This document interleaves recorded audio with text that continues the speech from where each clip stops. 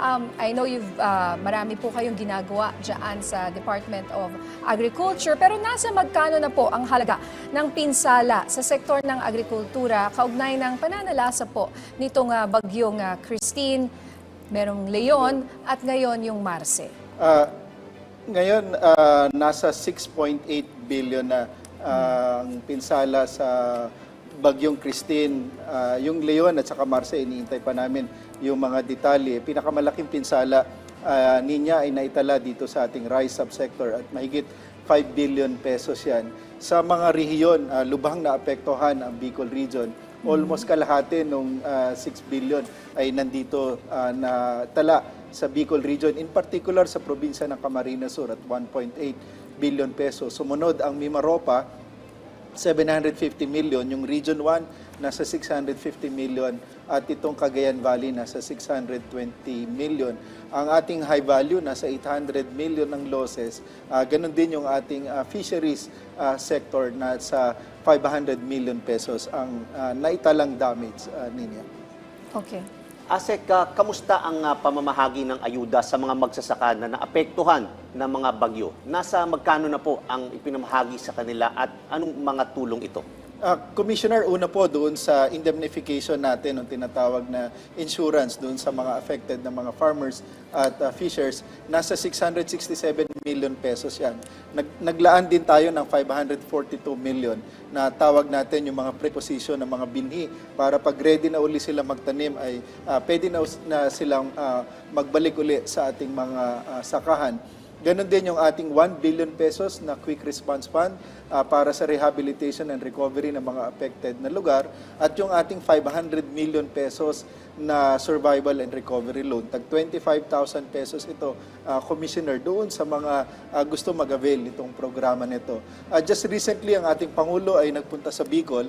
Namahagi na siya initially nung part ng 667 million, 24 million sa mahigit sa 2,600 na mga apektadong magsasaka dito lamang sa Bicol region. Okay.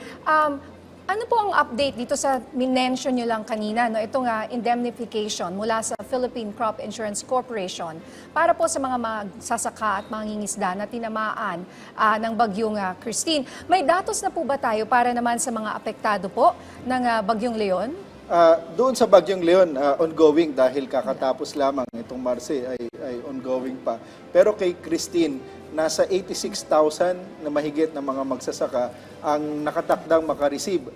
Nakareceive na nga yung Bicol na almost 3,000 na farmers. Ang kabuuan nito, initial pa lang ito na assessment ng PCIC na nasa 667 million at posible pang madagdagan sa mga susunod na araw itong maipapamahagi natin na indemnification sa mga apektadong magsasaka at mangingisda. Karamihan ito yung mga magsasaka ng palay, yung mga magugulay, kasama na rin yung mga mangingisda. Initially, mga 86,000 sila lahat na apektado. Magkano po yung binibigay sa mga magsasaka at mangingisda? On average, about mga 10,000 pesos ito na indemnification na marireceive nila sa cheque at pwede nilang gamitin agad.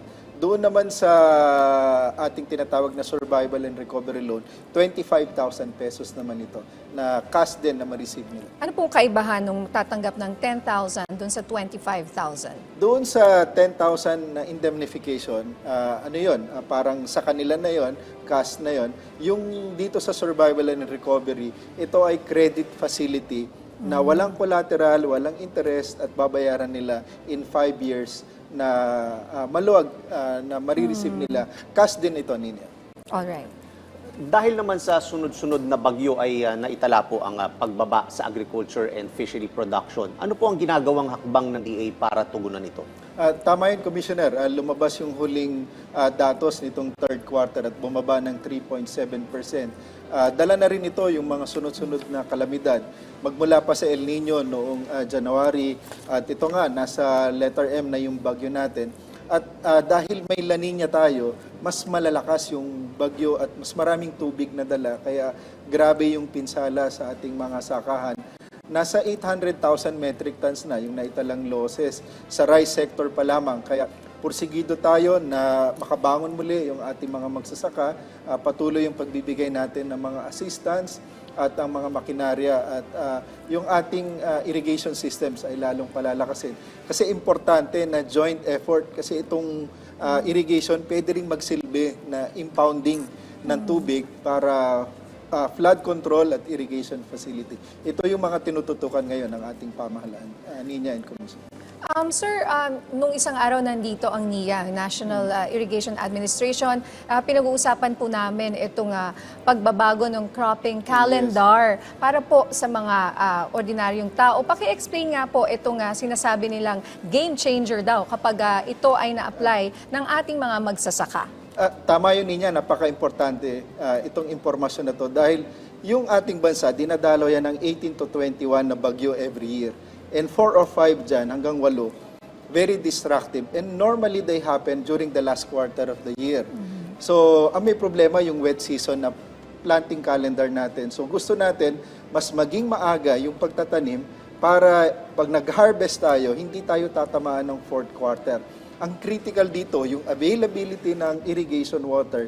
Kaya importante yung role ng NIA, ng ating BSWM at mga regional offices, na maging available yung water para yung ating farmers may option na magtanim na mas maaga, maka-harvest na mas maaga, at maiwasan yung damages dala ng mapipinsalang bagyo during the last quarter of the year. Kailan niyo po sisimulan itong ganitong bagong calendar? Nasimulan na ito, pero of course dahil meron tayong pagbabago sa kultura ng ating magsasaka, yung kanilang farming practices, it will take some time. Pero ngayon marami ng areas ang nagsisimula, about mga 25% ng mga taniman natin. But of course, gusto natin mas marami pa para talagang maiwasan itong destructive na panahon ng mga ganitong bagyo na nangyayari nga every 4th quarter. At naging factor din sa output ang African swine fever. Ano po ang update sa isinusulong na approval para gamitin for commercial use ang mga bakuna kontra ASF? Ano na rin po ang update sa 10,000 doses ng ASF vaccine na ni-roll out sa Batangas? Naubos na po ba ito? Ina-expect natin, Commissioner, maubos ito ngayong kalagitnaan o third week ng November dahil in-open up na natin sa commercial farms at semi-commercial farms itong pagpapabakuna at ina-expect natin bago matapos ang taon ay maaprubahan ng FDA yung tinatawag na commercial approval. Kasi sa ngayon po, ang inaprubahan lang ng FDA yung tinatawag na monitored release nitong bakuna na kung saan ay gobyerno pa lang po ang tanging pwedeng gumamit. Pag commercial ay pwede na po sa general public ang gumamit itong bakuna. Okay, sir, siguro ang tanong ng bayan ngayon dahil sa mga destruction na nangyayari sa ating agriculture, pati sa fisheries, at pati rin sa livestock. Ito po ba ay makakaapekto sa presyo sa mga darating na linggo, araw, buwan? Kasi magpapasko na, baka yung presyo na naman po ng bigas. Tama yun, Ninya, magandang tanong yan. Ang kagandahan kanina, nagkaroon ng pagpupulong kami doon sa mga market vendors associations dito sa NCR at isa sa mga kasunduan doon ay yung profit margin nila ay nag-set na kami ng standards at matandaan din natin na bagamat bababa yung ating production ngayong taon, yung ating import naman ay maganda yung datos.